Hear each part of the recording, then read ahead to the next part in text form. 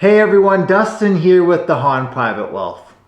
So when it comes to the financial industry, I love it and honestly hate it with the same amount of passion because it's so hard to tell the difference between a good advisor and a salesperson who is just trying to take advantage of you. Recently, I had a few client situations where I got to see their outside investment statements from other advisors and what they're doing for them. And to be honest, I was just in complete shock and just so upset about some of the things I've been seeing other advisors doing. So it motivated me today to just make a video of the most common things I see other advisors doing that should be instant red flags for you. And if you see them happening to yourself, you should just get a second opinion from someone else. So without further ado, let's get into it.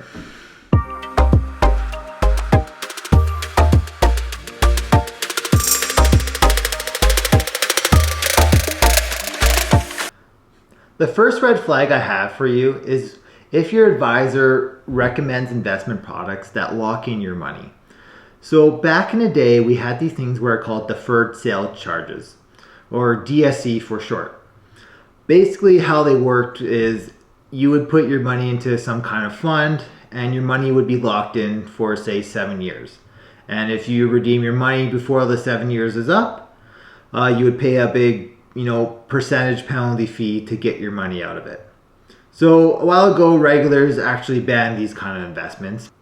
The regulators banned DSC mainly because of how advisors got paid from them. So if an advisor offered a DSC product to a client, they get an upfront commission on it. Usually I've seen it's from anywhere from like 2 to 4% on it. So if you had a $100,000 client that just invested 100 grand with you and your commission's 4%, that advisor would make $4,000 upfront from that 100K. Versus if they didn't offer a DSC fund, they generally didn't get any upfront in commission. So it's kind of a conflict of interest that the advisors really want to push the client to a DSC fund that's locked in because they're going to make way more money off of it. In today's day of age, there's really no reason to have your money locked into something. But here's the thing. Regulators may have banned DSCs on the investment side, but they haven't banned it on the insurance side. What I've been seeing advisors do nowadays is invest in these insurance products that are called segregated funds that have DSCs attached to them. Segregated funds are very similar to just investing in regular mutual funds. You can invest in, stocks and bonds in whatever markets you want to do, and the value is going to fluctuate each day like a regular mutual fund. There's only a few differences between a segregated fund and a mutual fund. The first difference is that a segregated fund has guarantees attached to it. So I've seen it anywhere from 80 to 100% of your principal contribution to be guaranteed. So say if you got the 100% protection and you put in a contribution to a segregated fund, then during the year your contribution went down 5% with the markets. And say you passed away during that time.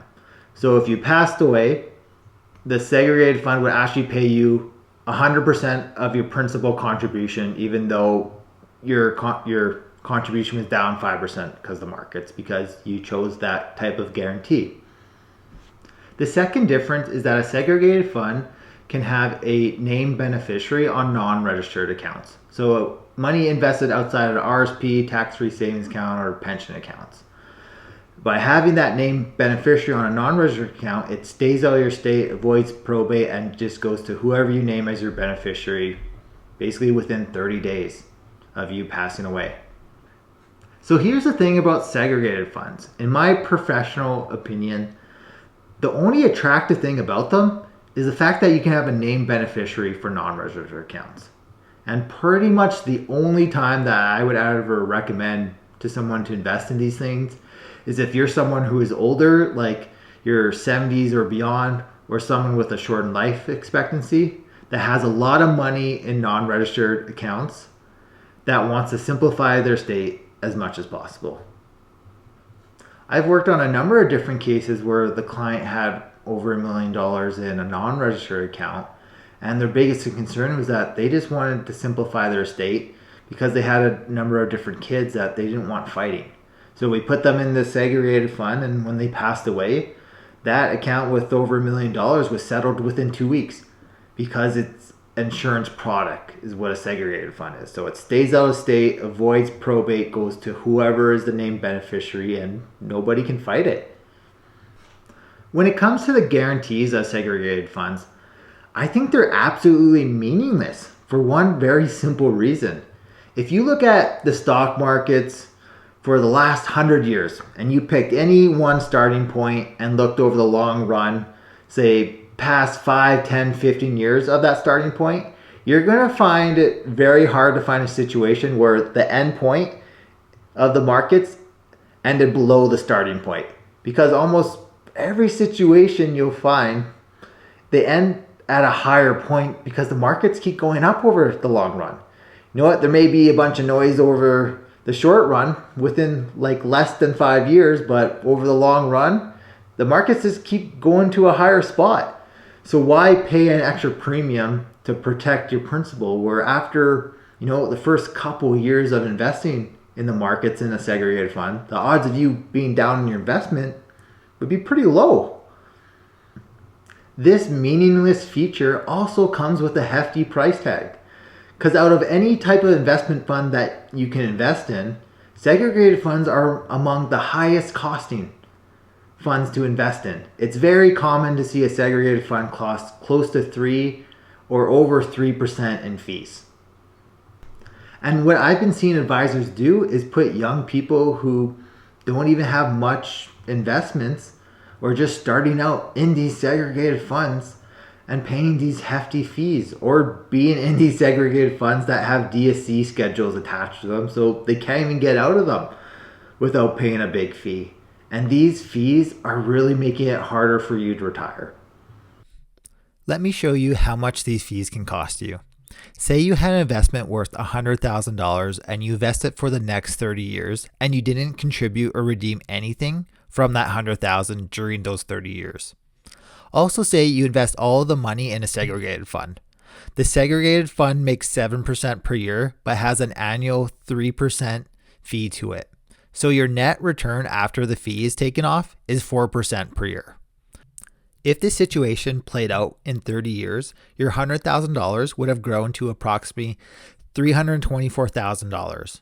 However, the estimated fees you paid for that 3% cost of the segregated fund during that 30 years would be approximately $436,000.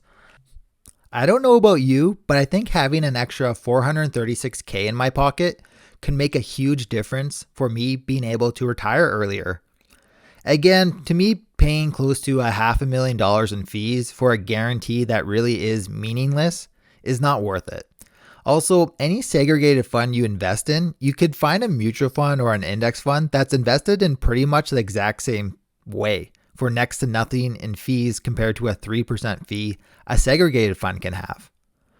When you think about it, it's kind of ironic that these advisors are trying so hard to put you in these products and playing up how awesome this guarantee is and how it will protect your principal. But in my example, you're going to end up paying more than 4 times your principal amount in fees. That's way more money you're losing on fees than what the markets could even lose you if you lost your entire principal. Again, if you're not in a situation where you want a named beneficiary on your non-registered accounts and your financial advisor is still trying to push this product on you, I'd ask to get a second opinion before moving forward with anything. The other red flag that I want to talk about when you see an advisor doing is when they're selling what's called permanent whole life or universal life insurance to you. Now, this isn't like term insurance or mortgage insurance that's, really cheap and meant to cover your debt. Permanent life insurance stays with you for your whole life. Basically, how these policies work is you have a coverage amount, say for $500,000, and then there's also a cash account for these types of policies. Any money that goes into the cash account can get invested pretty much however you want and can grow. And the whole idea of it is that 500K, if the cash is growing, it's going to increase the value. So when you pass away, the the 500k is going to be at a larger amount, and generally this is all gets paid out tax free. These types of policies with bigger coverage amounts are really meant for clients or people who have lots of money in taxable accounts, because the whole purpose of these types of life insurance policy is to protect your estate from taxes, so your estate grows more with the life insurance. What I have been seeing advisors do is literally set up these huge permanent policies with like 500,000 plus coverage for people in like their early 20s with no investable or taxable assets, or people in their 30s and 40s who haven't even started saving for retirement yet. Get these policies and sell it to them. And the thing about these policies is that they're not cheap.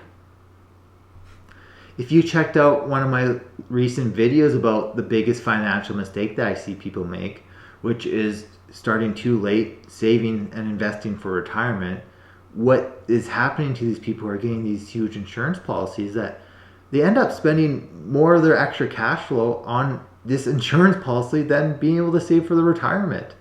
And it makes no sense for these people, because you got to build up the assets first before these policies would even make sense for you. And it really frustrates me because these advisors are pretty much just doing it to make a commission off selling these insurance policies. And it sucks a lot because people who end up getting these huge policies, by the time they come see me, it's kind of too late. You're pretty much stuck in a lose-lose situation, because after you have these policies for a number of years, you really only got two options. You can either cancel the policy, but in that case, all the money you just put into paying for it just goes to waste pretty much.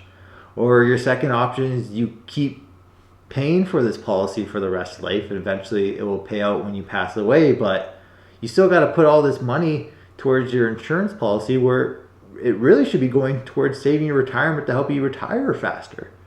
So if you're someone who their advisor recommended a huge life insurance policy that's permanent, and you're really just in a position of starting out your investment journey, get a second opinion from another advisor, because they're most likely just trying to sell it to make a commission. So if you like this video, please subscribe to our channel, and if you have any questions, please comment below.